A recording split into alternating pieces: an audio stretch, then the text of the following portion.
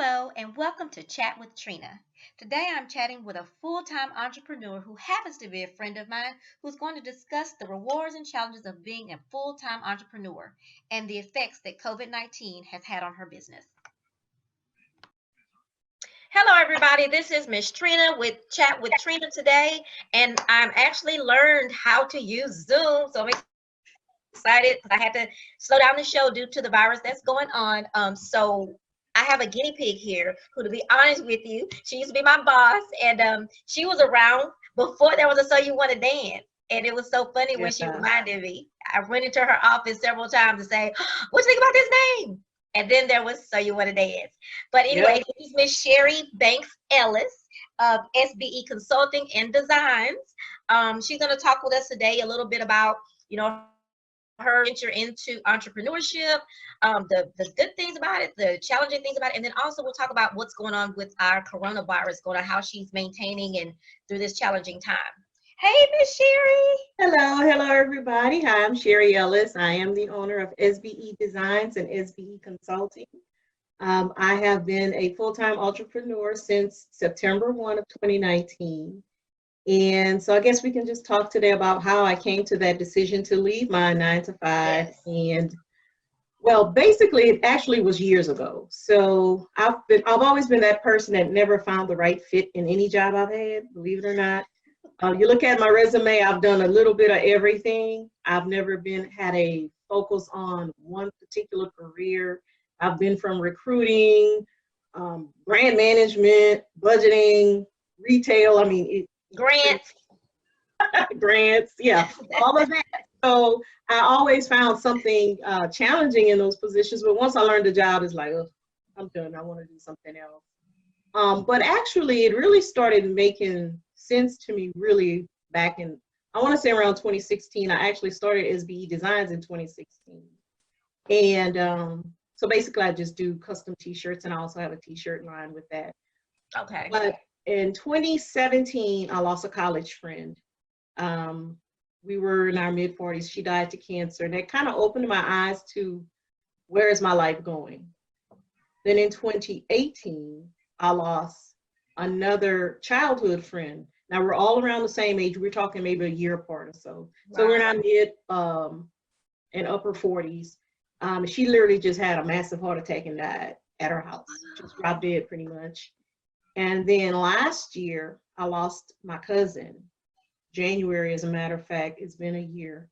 And he was only 34 years old. Wow. You said 34? 34. 30. Wow, young. Yeah.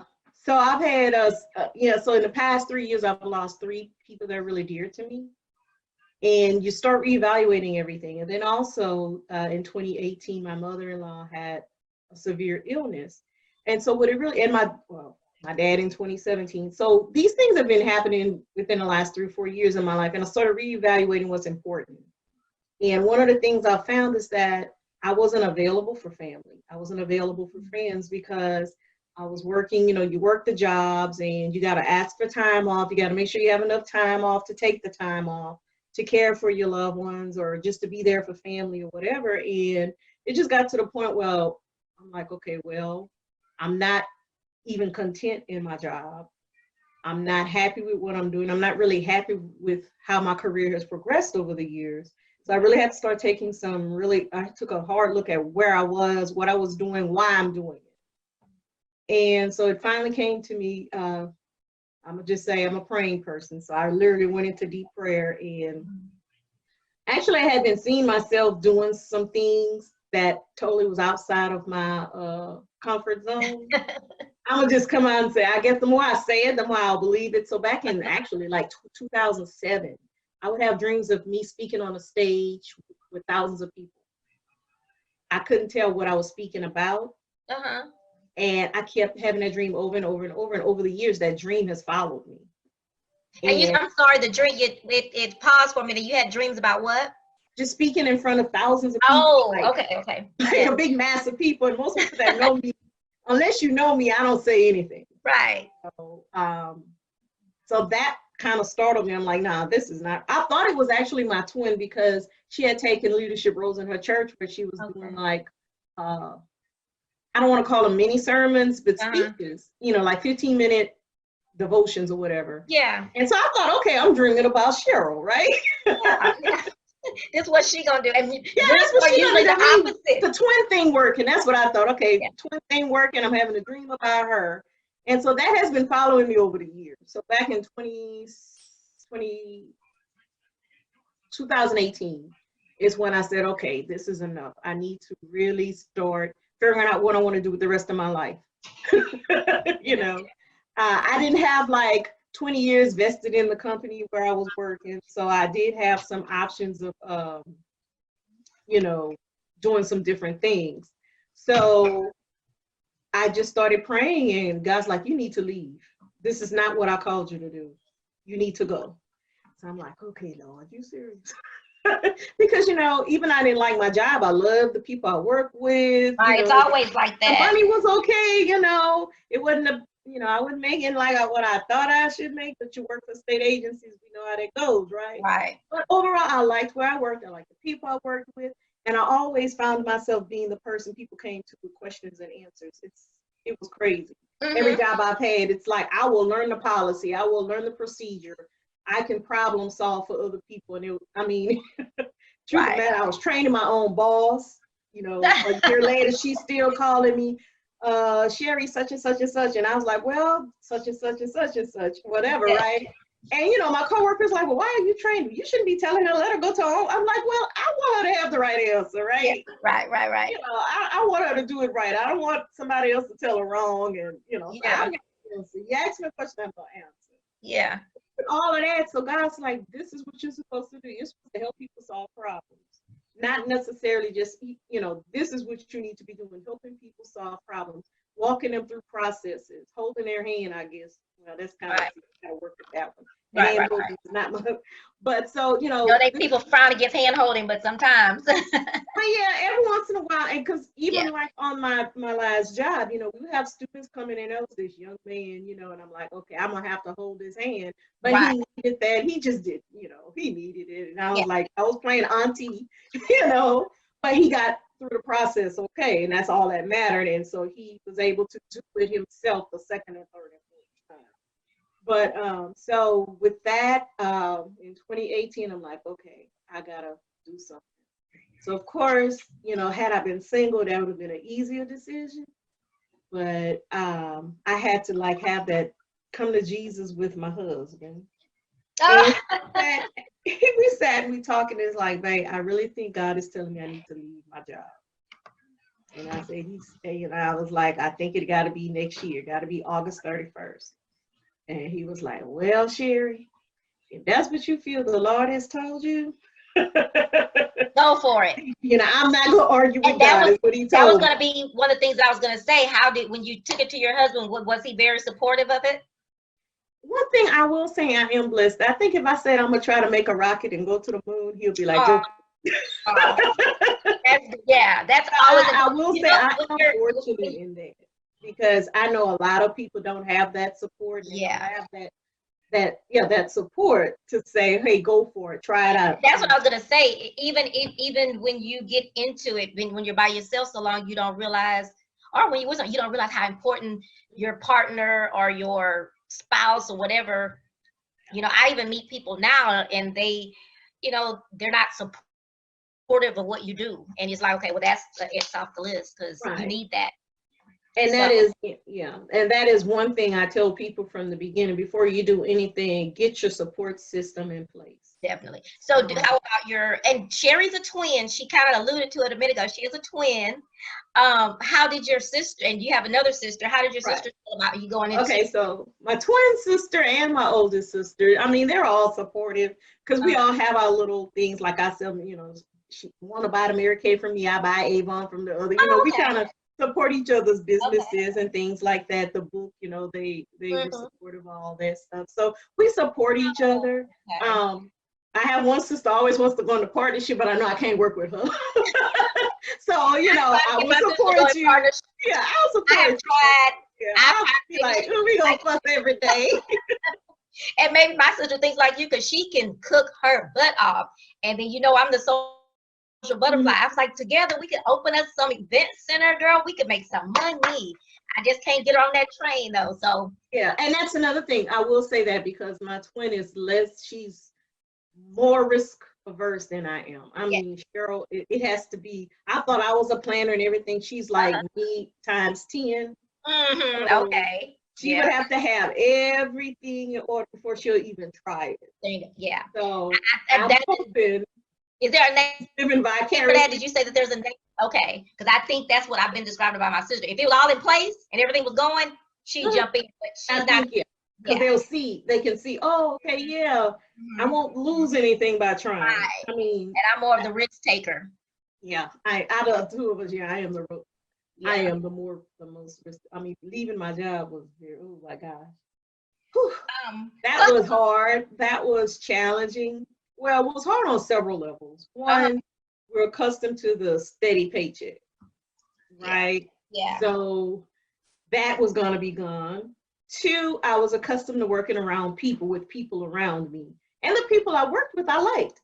I got along with, so just leaving the environment was difficult because I liked who I worked with. I spent 8, 9, 10 hours a day with these people and I actually got along with them, sometimes they got on your nerves, but I was able to talk with them and we got everything and you just kept moving, right? So those were the two hardest adjustments. Is just one, leaving that steady paycheck. Because even if you have money saved, you still feel in the back of your mind that check not coming. That check's not coming anymore. And this time also was different for me because this is not the first time I've pursued entrepreneurship. The first 3 times, the first 2 times, well, because I've been laid off. So like back in, I've had layoffs. So I've been laid off from a job 3 times. Okay. And so I was forced into entrepreneurship because 2 of the times we were in a recession.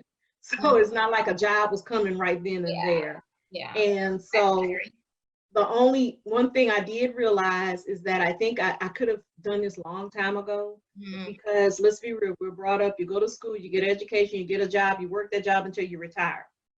And I couldn't see that wasn't my path way back 15 years ago when I first started, I was in real estate. Loved it. I was making money. It wasn't. I remember you told me. Oh yeah, I loved it. Yeah. But in the back of my mind, it was always until I can find another job. Until I can find another job, I can do this. But as soon as I find a job, I went back to a full-time job. A lot of times the jobs I went back to wasn't worth the time. I learned on each job. I'll say that. But I should have just stuck it out. But because my mind wasn't in an entrepreneurial framework, it was always until I find the new job. And that's the biggest challenge I have even now. I mean, right now I find myself, okay, I got to find I'm fighting that almost on a daily basis. Right. So you have the 2 on your other, Yeah, it's like, you need to just go ahead and make it work. Like, no, but you're going to be, remember the last job you got this. Like, you keep going back and forth. When you first get into a new, because you were selling Mary Kay at first too. Do you still do that? Yeah, I still, that's another thing too. Yeah, how do you decide?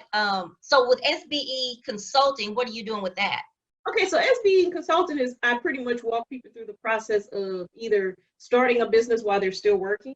Okay. And from that point, the decision is made, is this something you want to do to leave your 9 to 5 or something you want to maintain as you're working?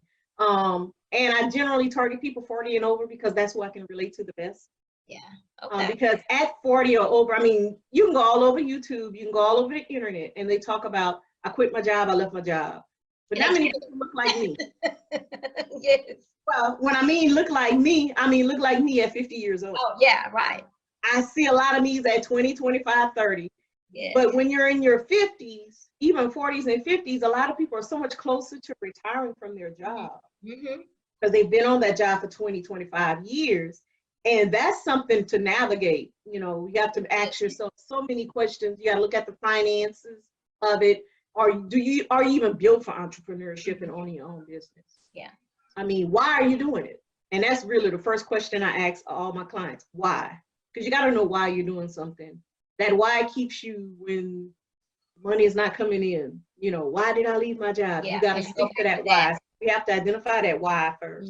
So that's basically what SBE Consulting does. But Okay. also, you know, we do back end stuff such as I do like budgeting. A lot of companies, you know, they want to start a business, but they just want to put a budget together. Things Okay. like that. Yeah. So where do you advertise your services at? What do you use it for advertising? I mainly use Facebook. I Mhm. do have a website, sbe-consulting.com, and it has all of my information. It has the services we offer and things like that. So yeah, it's a SBE-consulting. Okay.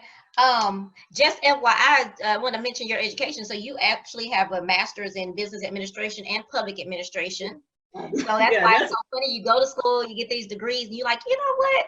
They don't want to pay me for what I'm making, what I'm doing. exactly. And that was another thing I was facing too, because even with the degrees, one thing anybody knows in corporate America or even in state service, a lot of it is who you know and getting in front of the right people. So that's with corporate, that's with state service. And that's difficult. It's a challenge with that. It's very challenging. Playing the politics of it all. And that was one of those things I struggled with. I did, yeah, definitely. Yeah, some of the politics, yeah. Because you have to straddle that line of ethics and morals, yes. And you know, because I have to sleep with myself at night. You know, yeah. I want to have some sense of satisfaction knowing when I'm alone that I did the right thing, I acted accordingly. And I gotta like me. If we don't like anybody else, I gotta like me, you know. And then these are people's lives, these are people's jobs, this is their livelihood. Right, exactly. Because I actually was in a situation where an employer let me go just because. He could never, I mean, it's been almost 10 years. He still probably cannot tell me why. Right. It's just not going to work out is what I heard. Even though I was excelling, matter of fact, I was doing his job. Really, I was actually doing his job. And I guess the word got to the wrong person. Yeah. I'm thinking that's what happened. The word got to the wrong person that, oh, he has Sherry going to these meetings. He has Sherry doing this. He has Sherry doing these profit and loss statements. That was not my job, but it was his. I saw it as a learning experience. I take everything as a learning experience. It's a tool that I now have, you know, that I can use to help other people, the people that I consult, and, you know, just to help other people just in general knowledge. You know, I learned a lot. I had never worked in the medical field before. So I learned a lot about the back office part of the medical field. And for you, because of you getting bored at your position, that helped you to feed that need that you had. Exactly. And actually, every single job I've been on, that's what has happened. It's crazy. So your book, yay! You're now an author. You've added author to your entrepreneurship umbrella. Yes, I so did. You have written, let's see what it's called. How Married After 40. How to build a lasting relationship when marrying later in life. I think that is wonderful. When I first saw the title, I thought that is something that so many of us, so much happens to us after 40. Right, this don't even happen to you, you know. So talk to us about what made you decide to write the book. Okay, so of course, as you can tell, I got married after 40. I was 41 actually. The way the book came about, it actually started when I was dating and we got engaged. And one of the first things brides love to do, we go and try to do research on marriage, weddings, all this stuff. So one of the things I wanted to know, how in the world do you blend, or how do you make two come to one when you're 40, 45, 50, and you literally have an established life. And there was nothing out there. I mean, I found stuff over 40 still looking for a mate. But nothing about how do you bring those two lives together.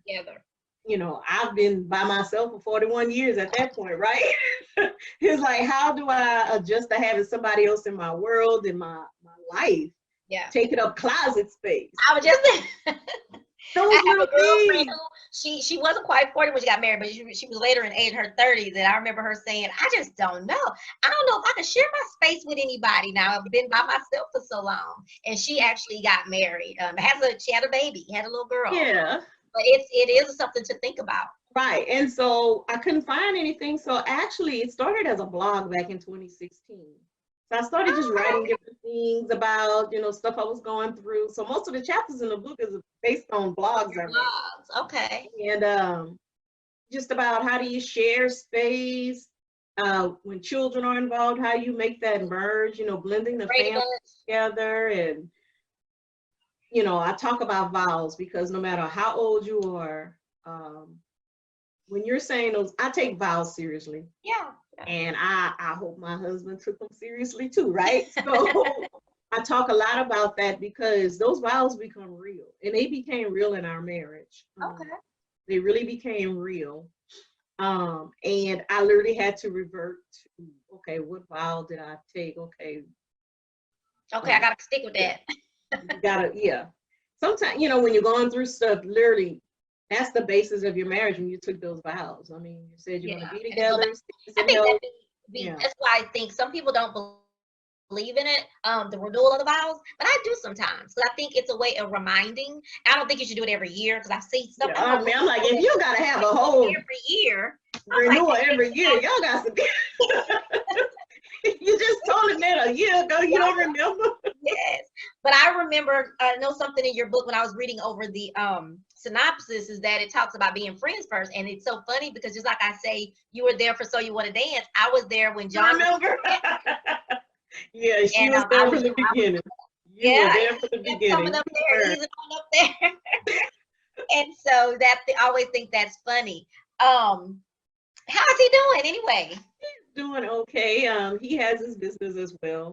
And I was just gonna That's say, another thing, yeah. So it's like we're now a household business is going on over here. so we're into this COVID-19 corona virus, which is serious, but we have to make light of it so we can survive. How is business? Like, what are you doing to get past this challenge? Because I know it's challenging. It would be silly for me to say, are you being challenged? What are you doing to survive?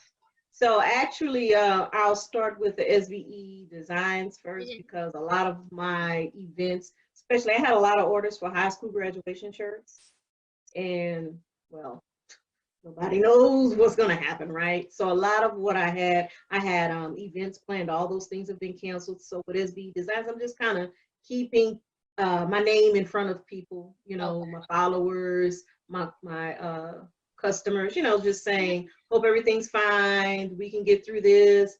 Yes. I have faith and trust shirts. If you need a shirt, just put your shirt on that, some days if it's, just that type of stuff with SVE designs. And I'm also working on some back end office stuff with the company because I have some ideas I wanted to implement this year. So now that I'm not at those events and things like that, I'm kind of making some plans for the end of the year and next year. Some new things I want to do with SVE designs outside of just the shirts. Okay. So that's what SVE. You gotta get me a dress. I've seen some dresses with the little sands. I'm about to get some dresses and bring them over there and get me some dresses made. Yeah, yeah, and that's one of the things because for like right now, everything on my site is something I make. Okay. And I kind of want to expand SVE designs because what most people don't know, I have a fashion merchandising degree. I saw that. And, and I have been a lover of fashion since elementary school. I started sewing at like 8 years old. Yeah. So I've always been fascinated with fashion. Like, I was that kid sitting in church because I was in the country. That's the only place you saw clothes was at church, right? Everybody dressed up to go to church. So you're from Jeanerette. Yes, Jeanerette, Louisiana. A little, you blink your eye, you may miss it. But yeah, so I would go to church on Sunday, as sleepy as I was, and I would observe the hats and the clothing and the colors and the shoes and how everything went together. And I just loved it. Yeah. And I've always loved fashion, even though I love it on other people. That's another thing. I need to start feeling confident in my body to put on things that I like, but that's a whole nother episode. Yeah, that's a whole nother interview. But so that's one of the things I want to implement in SVE designs. I'm not sure how far I want to go yet. Part of me wants to do just a whole custom line. As a whole, that's down the road. Yeah. So I'm kind of focusing on the down the road future, making goals and stuff. Because this is the time for it. Someone put on with the virus going on. Someone, good friend of mine actually, he posted the other day that we should be getting our, if you don't have a will, you need to get your will recorded and all that. While this time scared me to It's death. scary. I have panic attacks. So it definitely, and I haven't had them in a while, but that one gave me, I had to email, it's like, dude, you gonna give me a panic attack. But it's true. This is it's not saying that we're gonna die tomorrow or this is gonna kill us, but we need to have it in place just in case. Yeah, and this is a good time. Yeah, it's a good time. Actually, I'm glad you brought that up because that's one of the things I did a couple of weeks ago. I actually was looking for something with LLC, and I came across this site, and it had like wills, and I paid for. I think they had like a free 5-day where you can type up all that stuff, and you can download it. So I downloaded it all, and so I had that conversation with John, and I'm like, we do need to put this stuff in writing. Yeah. What goes to who, what, where, whatever. At least people know. It's one of those conversations. I feel like I told them like we could just do it, and then we're done with it. Yeah. Right. It's scary for me now. My mom is very open about it. Like she told us everything. Like those generations, she like like baby boomers. I think Yeah. it's a baby boomer thing. My mama was like that too. Like y'all really talking about this? Like we eating ice cream, walking down the street. My grandmother on my dad's side, before she died, she planned her whole funeral. She chose the casket, like everything. Now I ain't gonna go that far. Yeah. But Actually, I don't know. One of our coworkers was Zephyr did that. Really? Mhm. Wow. She said she didn't want her family to worry about it, have to think about anything. That's true. Because there's so much to worry about. I had another girlfriend, her mom died, which was actually my mom's best friend of over 40 years, passed about 2 weeks ago. And her daughter was, when you go to the hospital and see someone, you see her not crying, but she got to hold it together to get, you got to get so much stuff done. Get through it. So, how is, so personally with the virus, what are, how are you dealing with it mentally? I'm gonna be honest. For some reason, I'm at peace, and I can't really explain it. And I don't talk about it with a lot of people because I just got off the phone with one of my sisters this morning, and she was kind of concerned about going out and wearing a mask, and they're not thinking about us, And I just have this peace about it. Like I'm careful, I'm responsible because it's not just about me; it's about everyone I know and love, and people I don't know, right? I care for humanity, so I am careful in that manner. But as far as personally stressing and worrying for some reason, I am at total peace. I keep up on the news, what's going on, because I love information. So I want to know what's going on, and I'm reading stuff on Facebook. I'm like, stop posting this stuff. Y'all can't back it up, Take that off my feed. I don't want to read it. I be careful because it changes every day, and I'm a CNN addict. I had to cut off the news a little bit and cut off CNN a little bit. But the other day, Don Lemon is always usually all happy, and the other day I saw he was super down, but he lost someone. And but anyway, but someone mistook information that I post or information that I have, and said I get my information. What word would it be? They implied that I get my information from social media. I said, so because I'm a social media junkie, does not mean by any means that I would believe things that are on Facebook. I do wish people are inboxing me back-to-back videos. I'm like, I don't want that stuff. And the thing about, social media, I love social media for the good side of social media. Exactly. Social media has gotten me in touch with people I probably would never have been able to speak with again. It has kept me in touch with family and friends. I've met new friends through social media. I went to a happy hour with some girls that I never met. I've been trying to catch it again. I was like, oh. Because it's funny because I went to one to see what it was like because I knew I wanted to do it. Being that I have So You Want to Dance on my promotional side, I wanted to do something like that, and I did it, and it wasn't let me not say that. It was successful because I did it. However, I didn't get the attendance that I thought I would get, but I went to I went into someone else's, never met these people before, but it was so cool. Now, I wasn't into the topics that they got into. It was a little different for me. I'm out about a lot, but I'm a little conservative to a certain extent, and they were less conservative than I. But anyway, especially for strangers. But it was fun. It was really fun. There were some fun ladies in the group. So I definitely am gonna do it again. I'm probably gonna do it more on a networking type way. But anyway, I was saying all that to say that that's what kind of what I'm doing to get by. Stop watching the news so much. And I think you and I talked about I'm going to do a video. Hoping I'm going to do it today. I haven't just stepped out there yet. I've written all my notes, but I'm going to do me a video today about things that you can do while out. Because, of course, So You Want to Dance is about promotion. It's about having fun. And I want to do that part. And even just working from home, I have another cool boss. You were a cool boss. And found out that my boss now is cool. Because I'm stressing about, shouldn't I be doing something? He was like, girl. Chill. I need you to be doing something. I'm gonna tell you. I just don't want to get in no trouble. But right. I'll work, but I'll play too. You gotta let me know when I can play, do other stuff. But anyway, that's kind of what concerns me too. Sometimes that people do literally take things from social media and make it fact. Right. Exactly. And that's scary for me. A friend of mine was on the other day. What was she? She had a live video. Matter of fact, I don't think she ever did one before, Sherry. And she was saying all these things about they're injecting you with this. And so I just had to say something like, hey, I think you have the right to your opinion, but let's just be careful what we say. Right, because a lot of people think that is the truth. Like they take it as truth.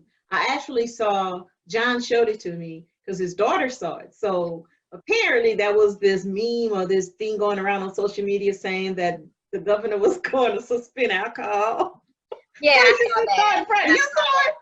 But a prominent business posted that on their page because she sent a screenshot to John, and we were like, I'm like, hey, now you know if this was true, it would have been all over the news. Yes. Something like that. It's enough. We saw the article where they said Texas was consuming the most alcohol out of all the states during this virus. And I even saw one yesterday that said a friend of mine actually posted that the governor has said that everybody's gonna stay in the same grade that they were in this year. They're gonna move graduation to July. And I said that don't even sound correct. So sometimes you have to read it and be like, now do that really sound right? And that would definitely be on the news. They say everybody's gonna fail this year. So, oh yeah. You would have teachers, parents, everybody protest. Everybody, it would have been crazy. So yeah, y'all gotta remember to pay attention to what you read. Exactly. We do need to stay informed. Yes. But be careful of the source. Not saying that smaller news sources are inaccurate, but just be careful and read the entire article before you forward it. Look at the dates. Read the entire and the dates. And make memes and make comments. Just read the entire article, before you start posting or commenting. Just share it. And that share button is not meant to share for everything. Don't hit that. Exactly. And you can choose who you share. Now, if you want to, you have a choice of how to share stuff. Listen, utilize that function, please, everybody. If you just want to share it with your friend and laugh about it or talk about it, fine. Right. I don't want to hear my news feed. I don't need to see all that crazy. And then again, too, in all seriousness, it could be that part that's misinformation, but also for people who are having a rough time with this, people who are panicking, or me trying to not panic, because I think I've done very good for someone who has the panic anxiety issues. I've done very well until the will thing came up. But be careful, you know what people are dealing with at home. Exactly. And you're putting it out there, and you don't know who's going to read it. And it may be one of your friends, and you're not aware of the issues they're having, and they read something, and next thing you know, that throws them over the edge. So I just say be responsible for that. Yeah. What did you think about when the mayor and the judge decided to do our stay home safe zone? I guess because I was already staying at home. Are you more of an introvert, so is it not that bad for you? Well, I work from home. Like I said, the only thing I'm is weird is just that it does seem like all this is still surreal as far as what's going on. Yeah. But since that's one of the things, like most of the people in my, the work at home entrepreneurial community, that was one of the questions. What are you doing different? And everybody's like, nothing, because we work from home anyway. Yeah. But honestly, so I am spending more time in my office though. Well, that's good. That'll help you get used to that. Let's see. So what you're doing is you're calm, you're good. So you're just kind of moving forward as day by day, taking it day by day. Two questions for you. What advice would you give future entrepreneurs? Not thinking about the virus, just basically, what would be two of the things that piece of advice that you would give to? The very first thing, like I said, I always ask people why. You have to know why. Why do you want to start a business? If you want to leave your job, why are you leaving your job? Because you will hear people say, you know, work for yourself, have your own. Being an entrepreneur is not for everybody. Being a full-time entrepreneur is even for a smaller number, probably. It's not for everybody. What I mean is, I think everybody has the capability, but the desire. You have to have the desire, the capability, the mindset for it. So first you have to ask yourself, be able to take that challenge. Someone asked me in an interview not too long ago, 9 to 5 or entrepreneurship? I said both, because I'm not ready, and it might be vain, but I know for me, I want to work for myself. I want to, but I know that I'm not ready to give up certain things. I'm got to get my hair fixed, and I want I'm learning how to not get my nails done, because okay, so now so that's the things that I just, you know, and I'm and kind of being a little facetious about it. However, in reality, to be a full-time entrepreneur, those are some things you may have to give up. Right now. Oh yeah, definitely. I mean, like I said, I have not had my nails done professionally. Gosh, don't remember. It may be a year, you know. Christmas present to you, a man. Yeah, it may be at least a year for me. You gotta know why, because that why is going to keep you going when the money's not hitting your bank account. You got to know what that why is. That's the first thing. Definitely. The other thing is know what you're willing to give up. Understand what you're willing to give up. Because I always say, with every success is sacrifice. With every achievement, there is some sacrifice. What are you truly willing to give up? Are you willing to give up time? Because if you work in a 9 to 5, you got to give up some time outside of that 9 to 5. Are you willing to give up money? Because starting as contrary to popular belief, starting a business is, you can't do it for free. So how much money, how much investment, how much time are you willing to give up to make this dream a reality? Are you willing to give up a full-time salary? Are you willing to give up $2,000 for training? Are you willing to give up $30 a month to run a website? You know, there is cost of doing business. So you have to know what you're willing to give up financially, emotionally, physically, depending on what type of business you're trying to start. And even these little small things, like I had to pay some, I had Zoom for free, but to get some other capabilities, sometimes you have to pay these little, you add up. Yeah, so what are you willing to pay for? So what advice for someone currently that's a full-time entrepreneur right now, that's not really knowing what to do? Like, what calming advice would you give to them at this moment? One, take a deep breath. Inhale, exhale. And then 2, this is not a calming thing, but it's something you have to do so you can get to that peaceful place. You literally have to sit down and evaluate your business. What you're doing, what's your strong points, what's your weak points.